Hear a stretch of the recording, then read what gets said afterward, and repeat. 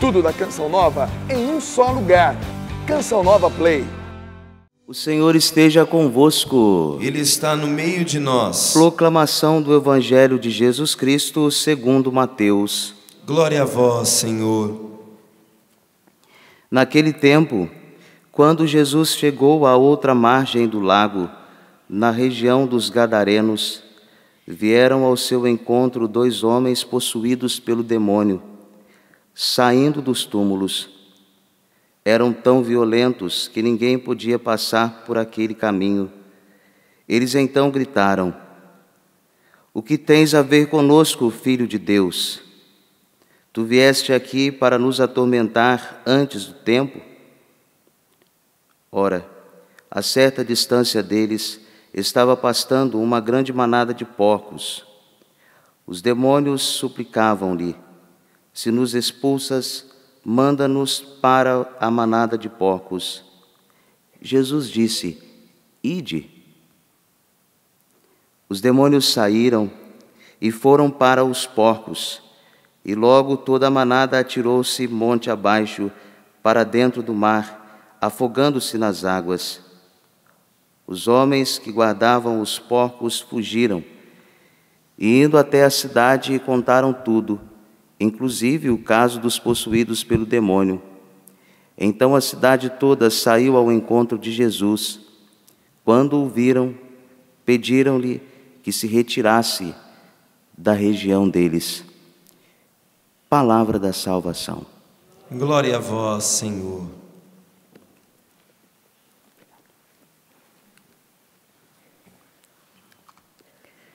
Nós estamos acompanhando nesses dias a primeira leitura da profecia de Amós. E hoje há uma acusação muito clara na primeira leitura que nós ouvimos. O profeta Amós, ele enfatizou o divórcio entre a adoração e a vida cotidiana. A oração que nós realizamos, e aqui também o ensinamento às nossas vidas, ela deve nos levar à prática cotidiana. Por isso, o autor da primeira leitura, ele diz que quando o culto ele se afasta dos homens, também não se aproxima de Deus. Nós rezamos, mas precisamos também atualizar a nossa oração a partir das nossas obras, dos nossos atos. A liturgia, o culto, as assembleias, e na primeira leitura diz bem claro: "Aborreço, rejeito vossas festas, diz o Senhor. Não me agradam vossas assembleias de culto." A liturgia, o culto, as orações, elas tendem a nos levar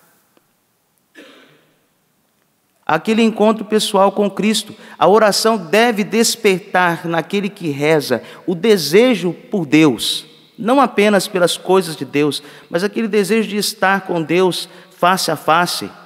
A semelhança do salmista que disse: "Minha alma tem sede de Deus." Como fazer com que também o nosso corpo tenha sede de Deus?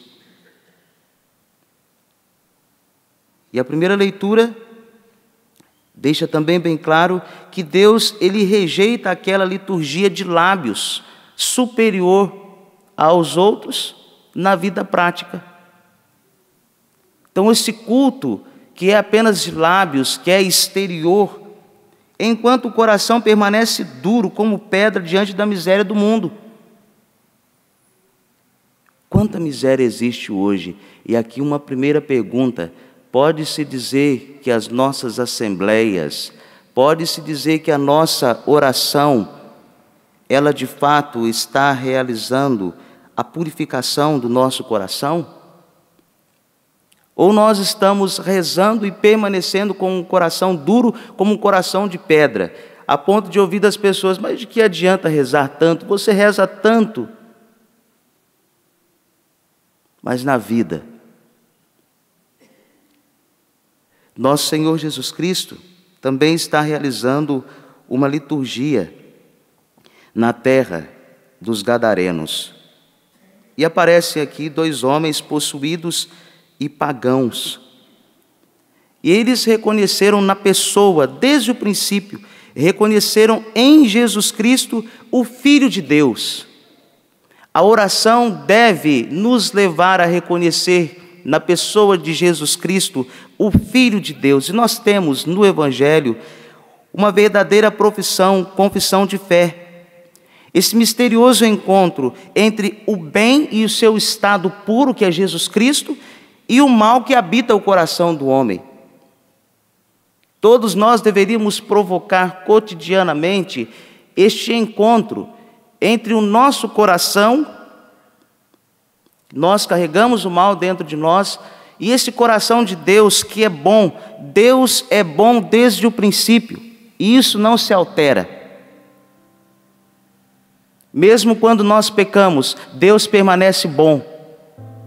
Mesmo quando nós erramos, Deus não pode negar-se a nós. Mas que duro, o Evangelho nos deixa também claro que então a cidade toda saiu ao encontro de Jesus, e o risco que nós corremos de ir ao encontro dele e não encontrá-lo. Não porque ele não se deixa encontrar, mas porque o Evangelho trouxe de modo bem claro: pediram que Jesus se retirasse daquela região. Nem todo aquele que me diz Senhor, Senhor, entrará no reino dos céus. Nem todo aquele que diz que busca a Deus, de fato entrará no reino dos céus. O Evangelho, ele quer suscitar no nosso coração a fé e a justiça. Porque Deus, afirma o salmista, somente Ele é o nosso Deus e não há outro. E a todos que procedem retamente, Ele mostrará a salvação que vem de Deus. Deus nos criou para nos salvar, não para a nossa perdição. Nos comentários de Santo Agostinho sobre o Salmo de número 49, ele diz: examine-se, pois, cada um, enquanto é tempo, e verifique onde se encontra. Aquela pergunta do livro do Gênesis: onde estás? No seu relacionamento com Deus. Onde estás? E continua: persevere no bem. Como é difícil perseverar no bem. Você fazer o bem num momento é fácil, mas o difícil é ter esta permanência. Persevere no bem, mesmo quando você tem motivos para ser uma pessoa maldosa. Persevere no bem. Ou converta-se do mal em que você se encontra.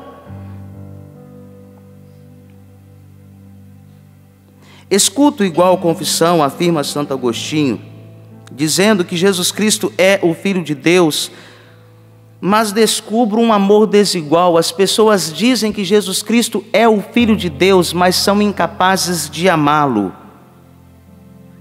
no próximo, das pessoas que nos são difíceis.